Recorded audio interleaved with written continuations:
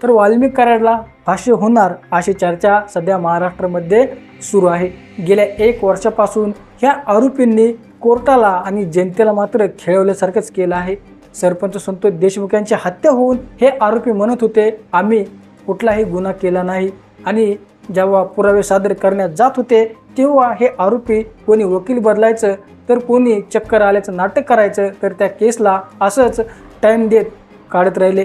गेल्या 1 वर्षापासून ही केस सातत्याने चालू आहे, परंतु अजूनही कोर्टामध्ये या आरोपींची नीट केस चालत नव्हती। मग आता चार्ज फ्रेम झाला म्हणजे काय झालं, आता खरोखरच वाल्मिक कराडला फाशी होणार का, आपण सविस्तर व्हिडिओमध्ये पाहणार आहोत। त्याआधी तुम्ही लोकसंग्रह यूट्यूब चॅनल सबस्क्राईब केलं नसेल तर सबस्क्राईब नक्की करा।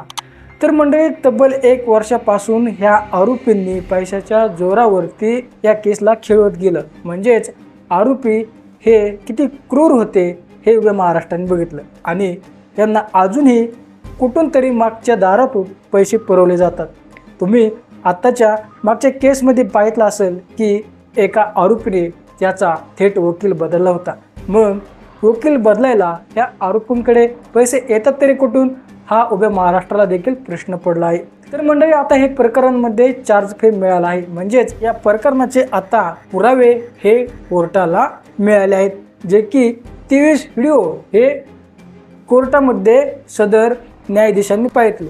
मग जेव्हा न्यायाधीशांना समजलं की ही केस आता रिअल आहे, म्हणजे पुरावे सापडलेत, मग आता ही केस पुढे चालणार आहे। मग जेव्हा पुढे ही केस जाईल तेव्हा ही केस फर्स्ट ट्रॅक कोर्टामध्ये चालवली जाईल। मग हे प्रकरण जर रेअर ऑफ रेस्टमध्ये असेल तर ह्या आरोपींना नक्कीच फाशी होणार, ह्यात काही वावगं ठरणार नाही।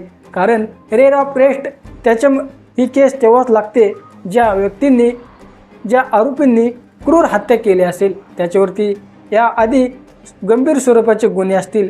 जर ह्या आरोपींमुळे जर वातावरण तापलं असेल तर मग नक्कीच कायद्याने यांना फाशी होते। सरपंच संतोष देशमुख यांच्या हत्या प्रकरणामध्ये तुम्ही पाहितलं असेल, महाराष्ट्रामध्ये मोर्चे निघाले, खूप राडा देखील झाला, आंदोलन झाले, जाळपोळ झाली, जातीवादी टिप्पण्या देखील झाल्या। मग आता हे प्रकरण रेअर ऑफ रेटमध्ये जर गेलं तर ह्या आरोपींना नक्कीच फाशी मिळेल, यात काही वावगं ठरणार नाही।